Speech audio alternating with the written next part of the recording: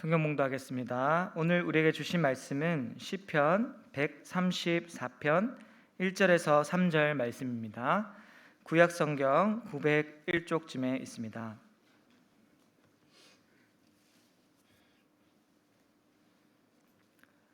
하나님의 말씀을 읽겠습니다. 보라, 밤에 여호와의 성전에 서 있는 여호와의 모든 종들아, 여호와를 송축하라. 성소를 향하여 너희 손을 들고 여호와를 송축하라. 천지를 지으신 여호와께서 시온에서 내게 복을 주실지어다. 아멘. 김성훈 목사님께서 나오셔서 예배와 복이란 제목으로 말씀 선포하시겠습니다.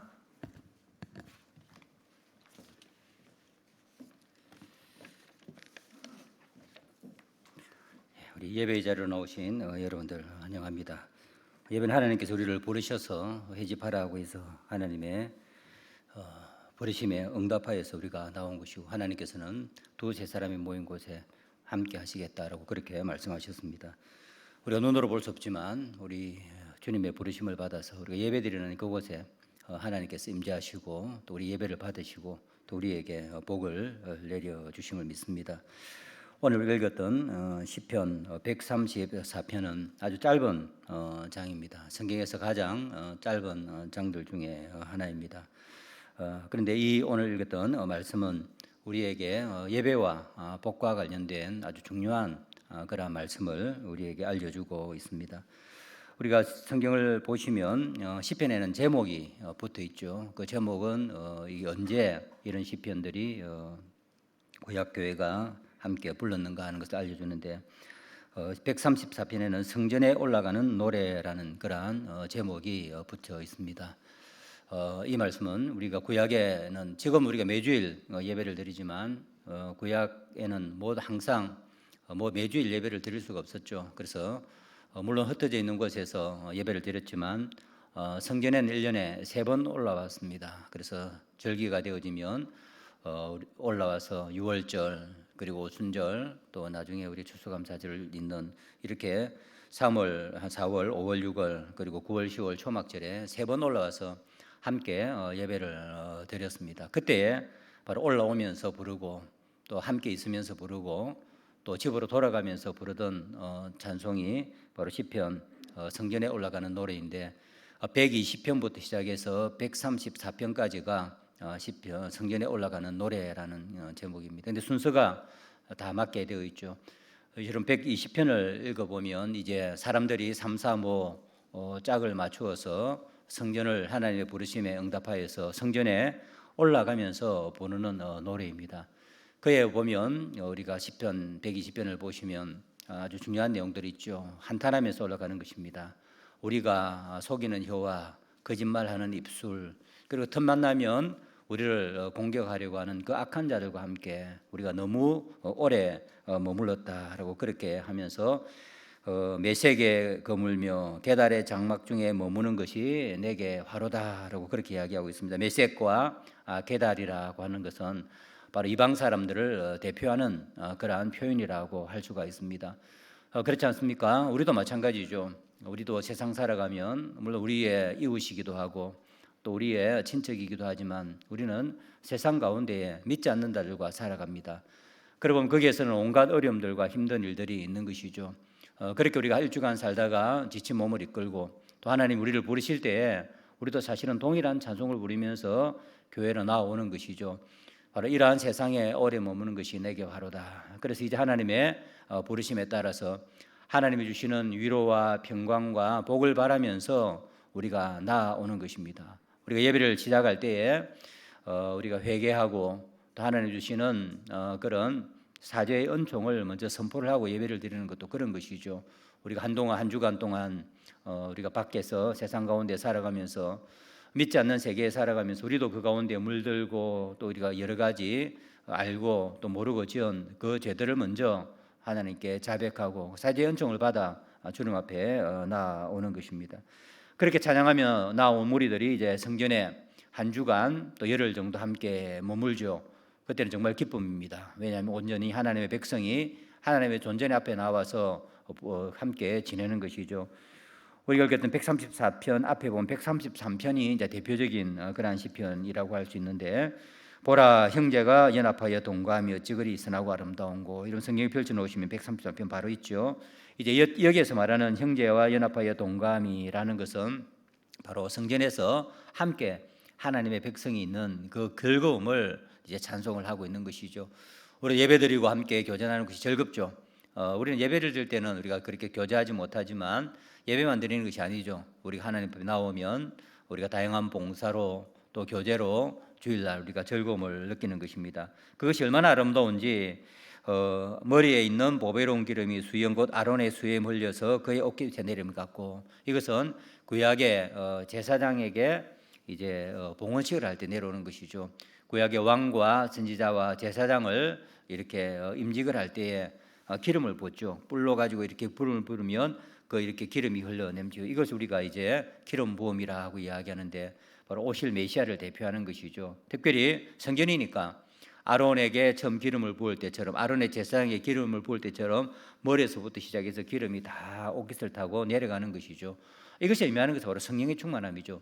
구약에는 기름 부음으로써 성령께서 충만하게 머리부터 발끝까지 성령이 충만하다는 것을 보여주는 것이 바로 구약의 기름 붓는 그러한 의식이었습니다. 아직 성령께서 이 땅에 오시지 않으셨기 때문에 구약의 사람들은, 구약의 백성들은 그것을 보면서 성령의 충만함을 누리는 것이죠. 동일한 성령께서 바로 성전의 예배를 드릴 때에 머리에서부터 발끝까지 아론에게 기름 붓는 것처럼 성령이 모든 백성들을 이렇게 충만하게 붙들어서 성령 충만한 그 기쁨을 누림을 말씀을 하고 있죠. 그리고 또 3절에 보면 헐몬의 이슬이 시온의 산들의 내림과 같도다. 거기서 여호와께서 복을 명령하셨나니 곧 영생이로다. 헤르몬 산이죠. 약 3,000m 가까이 되는 아주 높은 산인데, 이스라엘에는 반사막이죠. 그래서 물이 귀한 곳입니다. 그런데 지중해에서 바람이 불어오면 그 높은 산에 구름이 가득 걸리게 되어지고, 거기서부터는 찬 바람이 이슬을 만들면 새벽에 그것이 바로 북쪽에 있는 헤르몬 산으로부터 시작해서 남쪽에 있는 모든 산봉우리에 아침이 되면 이슬이 맺히게 되어집니다. 그럼 그 이슬을 먹고 나무와 풀들과 곡식이 자라죠. 이것은 바로 하나님께 함께 예배를 드릴 때에 하나님 주시는 풍성하게 하는 복입니다. 하나님이 성령으로만 충만해 주시는 것이 아니라 우리에게 우리의 생명을 풍성하게 하고 소생하게 해주셔서 우리의 일상의 삶이 그렇게 풍성하도록 복을 내려주시는 것이죠. 이것이 바로 성전에서 함께 예배를 드릴 때에 바로 하나님이 내려주시는 복입니다. 그러니까 아름답지 않을 수가 없는 것이죠. 함께 모여서 하나님의 백성이 즐거움을 나누고 교제하고, 하나님은 성령으로 충만하게 해주실 뿐만 아니라 우리의 생명을 소생시키시고 우리가 낙심하고 병든 우리 몸까지도 풍성하게 하는 그러한 복을 내려주시는 것이죠. 그렇게 이제 꿈같은 열흘의 시간을 보내고 나면 이제 집으로 돌아갈 시간입니다. 오늘 우리 134편은 그때에 부르는 마지막 노래죠. 이제는 집으로 돌아가면서 이제 찬송을 합니다. 우리가 읽었던 말씀을 보면 한 사람이 이야기하는 것 같지만 사실은 이것은 서로 화답하면서 부르던 그러한 시편 찬양이었습니다. 1절과 2절은 예배를 마치고 떠나는 하나님의 백성이 성전에 남아있는 제사장들을 향하여서 이제 노래하는 것이고, 3절은 그 떠나는 하나님의 백성들에게, 고향으로 돌아간 하나님의 백성들에게 축도하는 모습이죠. 다시 한번 여러분 성경을 펼쳐놓고 보면, 먼저 이제 성전 예배를 마치고 이제 떠나는 주의 백성들이 성전에 남아서 봉사하는 그 성전의 제사장들에게 이렇게 노래합니다. 보라, 밤에 여호와의 성전에 서 있는 여호와의 모든 종들아, 여호와를 송축하라.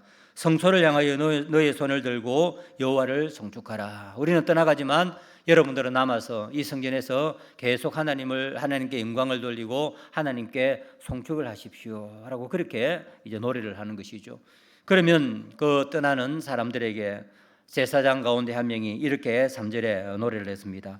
천지를 지으신 여호와께서 시온에게서 내게 복을 주실지어다. 이 말씀 무엇입니까? 축도죠. 이제 떠나는 그 백성들을 향하여서 천지를 지으신, 지금 성전은 시온산 예루살렘 산에 있지만 하나님은 이 산에만 계시는 것이 아니라 바로 천지를 지으신 생명과 복의 근원이신 그 하나님께서 바로 이곳에서부터 시작해서 떠나는 여러분들에게 복을 내려 주시기를 바랍니다라고 그렇게 축도를 하고 있는 것입니다. 이 3절은 이렇게 제사장이 축도를 하는 것은 우리도 잘 아는 것처럼 바로 하나님께서 제사장들에게 이렇게 축도를 하라고 명령을 하셨기 때문이죠. 우리도 지금도 예배를 마칠 때 축도를 합니다. 그와 마찬가지로 이것은 다 구약 성경의 하나님의 명령에 의해서 온 것인데, 우리가 민수기 6장 24절에서 26절에 보면 구약의 축도가 나오죠. 제가 한번 읽어 드리겠습니다. 민수기 6장 22절에서부터 26절에 27절 말씀까지 보면 하나님께서 이렇게 말씀하셨습니다. 여호와께서 모세에게 말씀하여 이르시되 아론과 그의 아들들에게 말하여 이르기를 너희는 이스라엘 자손을 위하여 이렇게 축복하여 이르되 여호와는 내게 복을 주시고 너를 지키시기를 원하며 여호와는 그의 얼굴을 내게 비추사 은혜 베푸시기를 원하며 여호와는 그 얼굴을 내게로 향하여서 평강 주시기를 원하노라 할지니라 하라라고 그렇게 명령을 하셨습니다. 그러면 27절에 보면 그들은 이같이 내 이름으로 이스라엘 자손에게 축복할지니 내가 그들에게 복을 주리라라고 그렇게 말씀을 하고 있습니다. 바로 제사장들이 축복을 하면 하나님께서 그 축복한 대로 이스라엘 자손들에게 복을 주시겠다라고 그렇게 약속을 하셨죠. 그래서 오늘 성전 예배를 마치고 가는 그 백성들을 향하여서 제사장이 하나님께서 약속하신 그 복을 축도를 하고 있는 것입니다. 오늘 읽었던 우리 EP 134편의 말씀은 우리에게 예배와 복과 관련되어진 세 가지 아주 중요한 사실을 우리에게 알려주고 있습니다. 첫 번째가 바로 하나님은 예배하는 자에게 복을 내려주신다 하는 바로 그 사실입니다. 우리가 하나님께 예배할 수 있는 것은 하나님이 먼저 우리를 구원하셔서 자기 백성으로 삼아주시고 나의 존재도로 나와서 예배를 하라라고 예배의 자리로 불러주셨기 때문이죠. 이스라엘 백성들도 마찬가지죠. 애굽에서 종노릇하고 있을 때에 하나님이 구원해 주시고 자기 백성으로 삼아 주셨습니다. 그리고 그 백성을 예배하라고 불러주신 것입니다. 그리고 하나님께서는 예배하는 그 자리에 임재하겠다라고 말씀하셨죠. 성전이 지어지기 전에는 성막에서 천막에서 예배를 드릴 때마다 구름 기둥과 불 기둥이 임해서 하나님이 임재하셨다 하는 것을 보여주셨습니다. 그리고 성전이 완공되고 난 뒤에 봉헌식을 할 때에도 마찬가지로 하나님이 임재의 표시를 보여주신 것이죠. 그래서 우리가 예배할 때 그냥 우리만 예배하는 것이 아니라 바로 하나님은 부르신 백성들 가운데에 임재하셔서 친히 예배를 받으시는 것입니다.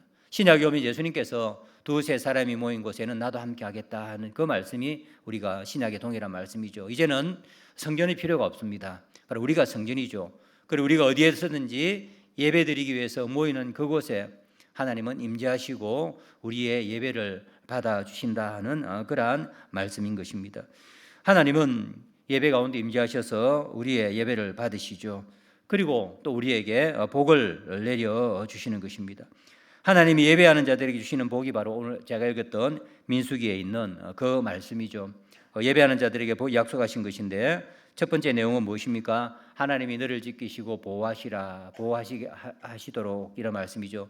하나님이 주시는 첫 번째 복이 바로 보호하는 것입니다. 온갖 어려움과 환난으로부터 우리를 지켜주시고 보호해 주시는 복이고, 두 번째로는 그 얼굴을 비추사 은혜 베푸시고, 얼굴을 비추신다 하는 말은 호의를 베푸시는 것이죠. 우리 구약성경에 보면 하나님이 화가 났다든지 악인들로부터는 그 얼굴을 돌리신다라고 그렇게 말씀을 하고 있습니다. 그러나 얼굴을 비추시고 바라보신다고 할 때는 하나님께서 관심을 가지시고 불쌍히 여기시고 호의를 베풀어 주신다는 그런 말씀이죠. 마지막으로는 평강 주시기를 원하노라. 바로 하나님이 주시는 평화죠. 전쟁이 없고 아픔이 없고 갈등이 없고 하나님과 화해를 이룰 뿐만 아니라 사람 사이에 화해를 이루는 그러한 평안입니다. 이처럼 보호와 번성과 평안은 우리가 세상이 줄 수 없는 것이죠. 세상에 그 무엇도 우리에게 이러한 보호와 우리의 생명을 풍성하게 하는 번성하게 하는 것과 그리고 모든 갈등과 고통으로부터 우리를 지키시는 하나님 주시는 그 샬롬을 우리에게 주실 수 없습니다. 사실은 보면 이 세 가지는 늘 인간들이 갈구하는 것이죠.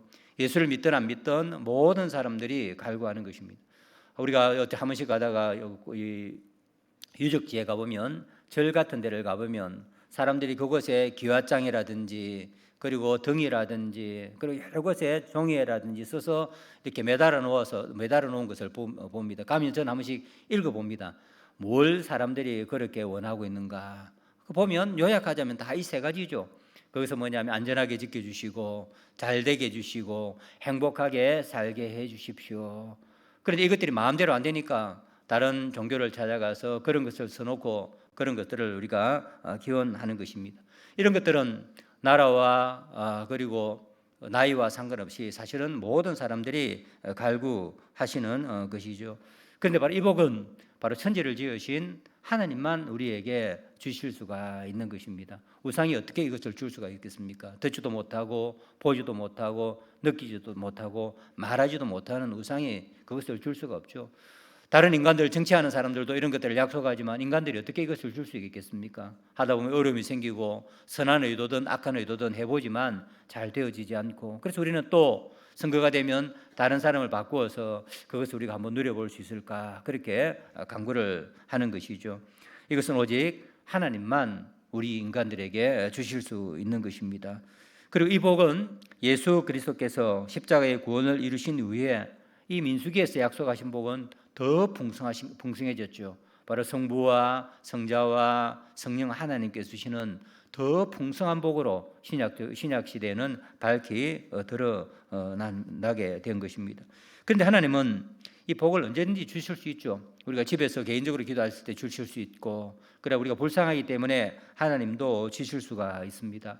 그런데 우리가 읽었던 말씀대로 성경은 예배를 하는 그 무리에게 이 복을 선포하라라고 그렇게 말씀하시고, 그리고 제사장이 그 복을 선포를 하면 내가 그 복을 반드시 내리겠다라고 그렇게 말씀을 하고 있습니다.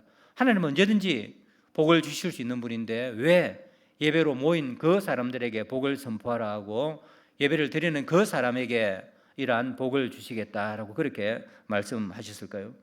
그것은 바로 예배는 하나님이 생명의 근원이시고 만복의 근원이시라는 것을 알고 믿고 인정하는 사람이 바로 예배에 나오기 때문이죠. 모든 은총과 구원은 오직 하나님께서 주신 것임을 알고 하나님을 사랑하는 사람이라야만이 예배를 드립니다. 우리가 예배를 드리지 않는다는 것은 하나님을 인정하지 않는다는 것이죠. 하나님이 바로 이러한 복의 권원이시다, 생명의 권원이시다 하는 것을 인정하지 않는 사람은 예배를 드릴 수가 없습니다. 그리고 우리가 예배 자리에 나온다는 것은 바로 하나님이 생명과 만복의 권원이시다 하는 것을 알고 그분 앞에 나와서 우리가 예배를 드리는 것입니다. 하나님은 바로 그러한 자들에게 약속하신 바로 만복을 우리에게 주시겠다라고 그렇게 약속을 하시는 것입니다. 그리고 그 표시로서 바로 오늘 우리가 제사장이 마지막에 선포를 하는 것처럼 복의 선포를 통하여서 우리에게 분명하게 주시는 그러한 눈으로 또 우리 귀로 듣도록 하셔서 그 복을 주시는 것이죠. 그래서 우리는 축도를 할 때에 여기에 있는 구약의 백성들이 그랬던 것처럼 오늘 우리도 마찬가지로 아멘 하면서 목사님이 축도를 할 때에 그것을 받아들이게 되는 것입니다. 바로 예배를 통해서 하나님께서는 복을 선언하시고 또 예배를 통해서 복을 주시고 우리는 예배를 통해서 그 복을 받아들이게 되는 것입니다. 그래서 어떤 사람들은 이야기를 하죠. 우리가 예배가 그렇게 중요한가? 예배보다 더 중요한 것이 있는데 그것은 뭐냐 하면 로마서 12장 1절에서 말하는 것처럼 너희 몸을 거룩한 산제사로 드리라. 예배 한 시간 드리는 거 별로 중요하지 않다. 요즘 젊은이들 가운데에 그렇게 이야기하는 사람들을 종종 보게 됩니다. 교회는 가지 않으면서 왜 예배를 드리지 않느냐 하면 예배 그것도 중요하지만 사실은 성경에 보면 우리가 매일의 일상을 산제사로 매일의 제사로 드리라고 이야기하지 않느냐. 그러니까 우리가 하나님의 말씀을 잘 신천하고 가난한 사람들을 돕고 그렇게 사는 삶의 예배가 더 중요하다라고 그렇게 이야기하는 사람들이 있습니다. 그러나 그것은 잘못이죠.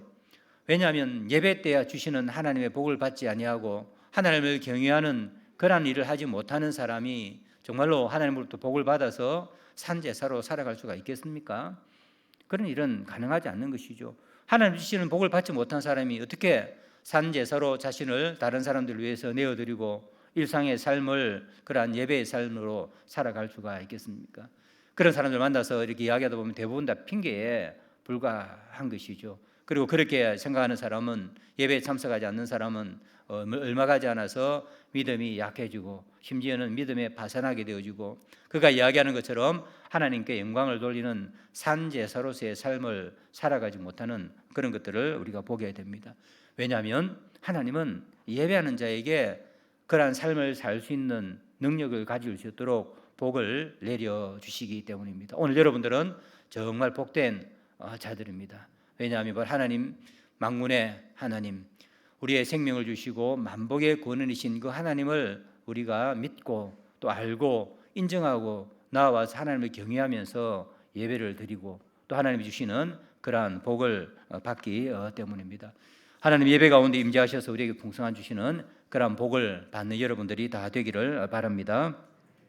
두 번째로 또 이 말씀 우리에게 알려주시는 것은 복을 받아야 하나님께 나와 예배할 수 있다는 그 사실을 또 우리에게 알려주고 있습니다. 오늘 우리가 그 제사장을 통해서 하나님께서 모세에게 말씀하시기를 제사장을 통해서 이렇게 복을 선언하라라고 하신 그 복은 언제 했느냐 하면 우리 레위기 9장 22절에서 23절에 보면 예배의 마지막에 했습니다. 이렇게 이야기합니다. 레위기 9장 22절에 23절에 보면 아론이 백성을 향하여 손을 들어 축복함으로써 속죄제와 번제와 화목제를 마치고 내려오니라. 이제 모든 예배를 다 마치고 마지막에 축도를 함으로써 그 예배를 이제 마치게 되는 것이죠. 그리고 또 모세와 아론이 회막에 들어갔다가 나와서 백성에게 축복하며, 회막에 들어갔다는 말은 이제 지성소에 들어가서 모든 예배를 다 마치고 나와서 그 앞에서 기다리는 백성들에게 축복을 하는 것이죠. 하나님은 예배 가운데 언제든 축복할 수 있죠. 우리가 시작할 때에 우리가 서로를 향해서 우리 마산 성막교회는 서로 삼위 하나님에 대한 복을 서로 간구하면서 시작을 했습니다. 사실 우리가 처음에 시작할 때 목사님이 축도부터 하고 예배를 드려도 괜찮지 않겠습니까? 먼저 복을 받고, 그죠? 그 받은 풍성한 복으로 하나님 앞에 예배를 우리가 드려도 될 텐데, 하나님은 왜 예배를 다 마치고 마지막에 축도를 하라 그렇게 말씀하셨을까? 오늘 우리 시편 134편도 보면 이제 성전 예배를 마치고 돌아가는 그 사람을 향하여서 제사장이 천지를 지으신 여호와께서 시온에서 내게 복을 주실지어다라고 그렇게 복을 선언을 하고 있습니다. 이처럼 예배의 마지막에 복을 내려주시는 그 이유는 바로 하나님의 복을 받은 사람만이 다시금 하나님 앞에 나와서 예배를 드릴 수가 있기 때문입니다. 이 사실은 우리가 읽은 시편 134편의 말씀에서도 분명하게 드러나죠. 우리 보면 1절 2절에 보면 여호와를 송축하라라는 말씀이 두 번 반복되어 있죠. 그렇게 이제 성전을 떠나는 하나님의 백성들은 여호와를 송축하라라고 이야기를 하면 제사장이 시온에서 내게 복을 주실지어다라고 그렇게 말씀을 하고 있습니다. 그런데 이 송축이라는 말과 복이라는 말이 사실은 같은 단어입니다. 우리나라는 서로 다른 말처럼 보이지만 성경에 기록된 히브리어는 바락이라는 말이 똑같은 말입니다. 똑같은 말인데 우리가 하나님 앞에 드릴 때는 이것을 예배, 송축이라고 이야기하고 하나님이 우리에게 주실 때는 그것을 복이라고 이야기를 합니다. 좀 이상하죠. 똑같은 말인데 우리는 그렇게 번역을 했지만 이스라엘 백성들은 하나님이 우리에게 주실 때는 우리가 복이라고 이야기하고 우리가 그것을 하나님께 드릴 때는 그것을 예배, 송축이라는 그러한 표현을 사용을 하고 있습니다. 이것은 아주 중요한 의미를 담고 있죠. 그것이 무엇이냐 하면 바로 하나님께 복을 받아야만이 하나님이 주시는 그것을 우리가 가지고 그것을 하나님께 다시 올려드리는 것이 바로 예배입니다. 그래서 우리가 복을 받지 못하면 그 하나님께 나와서 그 받은 복을 되돌려 줄 수가 없는 것이죠. 그래서 마지막에 축도를 하는 이유는 뭐냐 하면 이제 우리가 흩어져서 다음에 예배에 나올 때까지 그 복을 가지고 우리가 풍성하게 누리면서 살라는 것입니다. 그 받은 복을 가지고 영적으로도 풍성하고 육체적으로도 풍성하고 그리고 우리가 삶에 많은 소산들을 내어서 다음 예배 시간에 그 받은 복을 가지고 우리가 다시 나오는 것이죠. 그래서 성령의 충만함으로 마음의 즐거움으로 하나님이 주신 이 땅에서의 소산을 가지고 하나님 앞에 다시 예물로 올려드리면 하나님이 그것을 받으시는 것입니다. 그래서 우리에게 하나님이 먼저 복을 주시는 것이죠. 그럼 우리가 받은 그 발악이라고 하는 것을 받아서 다시 하나님 앞에 그 발악이라는 것을 돌려드리면 그것이 송축과 예배가 되는 것입니다. 이것은 신약도 우리가 마찬가지입니다. 신약 성경 가장 우리가 분명하게 보여주는 것이 에베소서 1장 3절부터 마지막 절이라고 그렇게 할 수가 있는데, 우리가 한번 에베소서 1장 3절만 한번 우리 찾아서 읽어보도록 하겠습니다. 우리 여러분들 신약 성경 에베소서 1장 3절 말씀을 우리가 한번 찾아보겠습니다. 우리 1장 3절 말씀 우리 찾으셨으면 저와 함께 다 같이 한번 하나님의 말씀을 봉독합시다.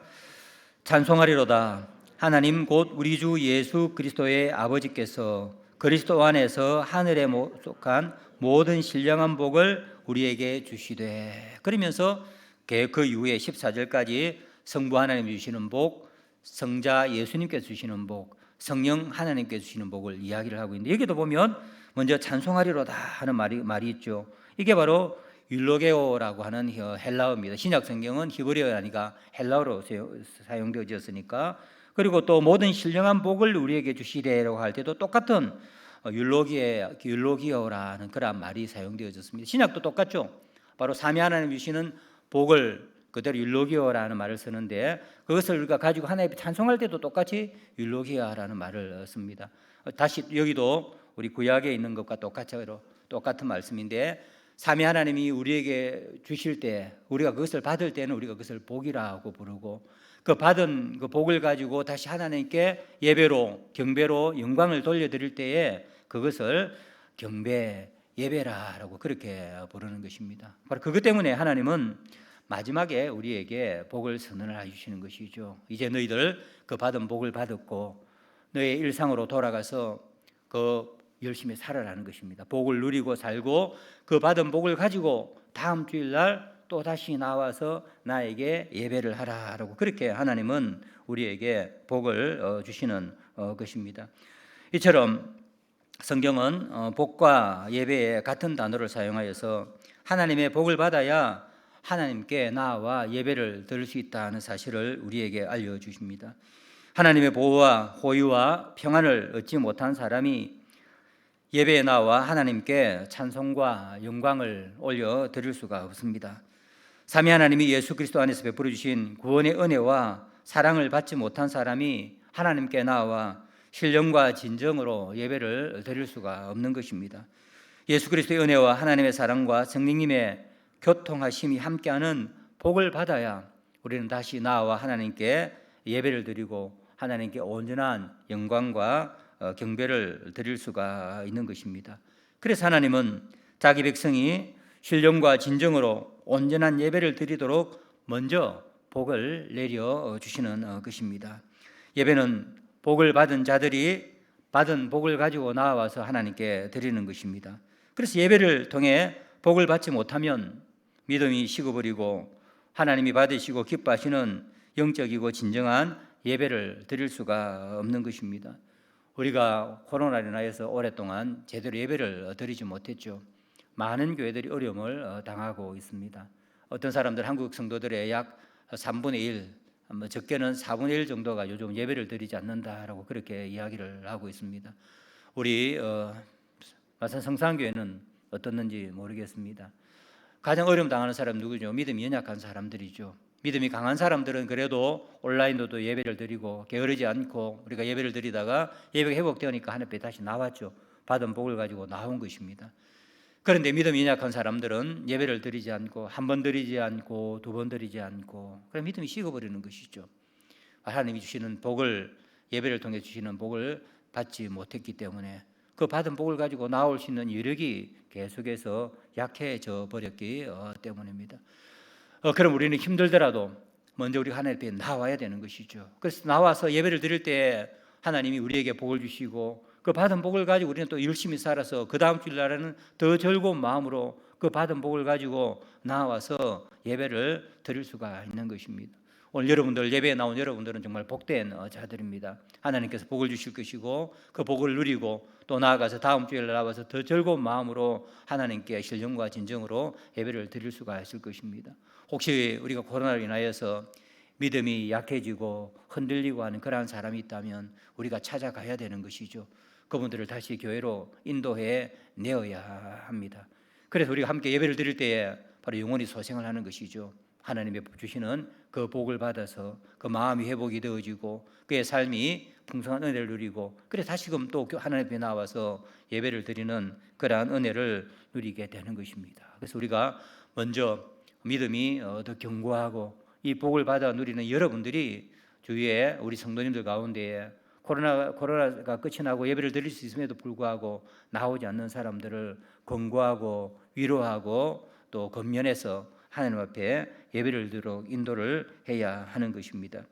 우리가 힘써 하나님께 예배하고 하나님이 내려주시는 복을 받아야 우리가 다시금 복을 우리가 하나님 앞에 올려드릴 수가 있는 것입니다.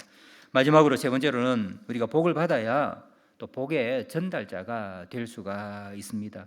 축도를 예배를 시작할 때가 아니라 마지막에 하는 또 다른 두 번째 이유가 바로 이것이죠.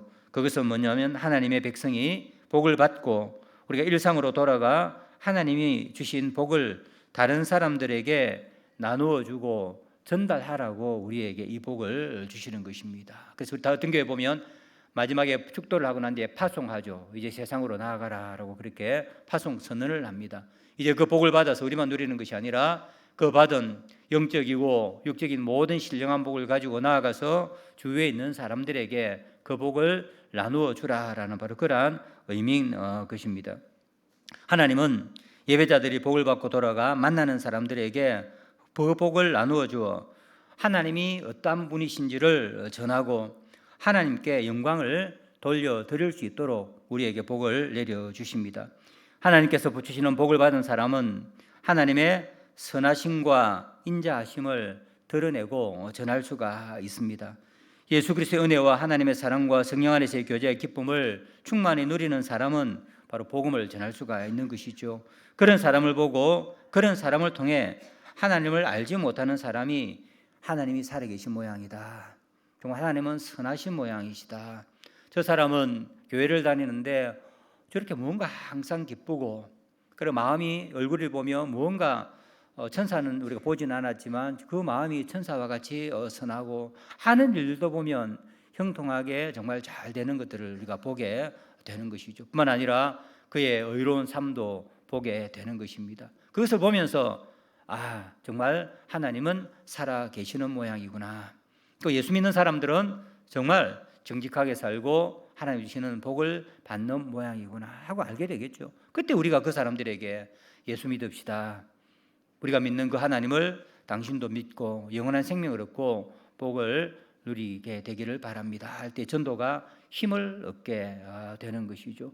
하나님은 이것을 하라고 우리에게 복을 내려주시는 것입니다. 우리가 말로만 우리가 하나님의 복을 받지 못하고 예수 믿으십시오, 예수 믿으면 구원을 얻습니다, 복을 받습니다 하는데 우리의 삶이 빈궁하고 우리의 영적인 삶도 우리가 빈궁하고 그래서 세상 사람들이 볼 때에 우리와 같이 별 다를 바가 없네, 똑같이 걱정하고 똑같이 비패하고 살아가는 모습을 보니까 뭔가 다른 것도 없는 것 같은데 교회 가서 우리가 꼭 교회 갈 필요가 있겠는가 하는 그런 생각을 하지 않겠습니까?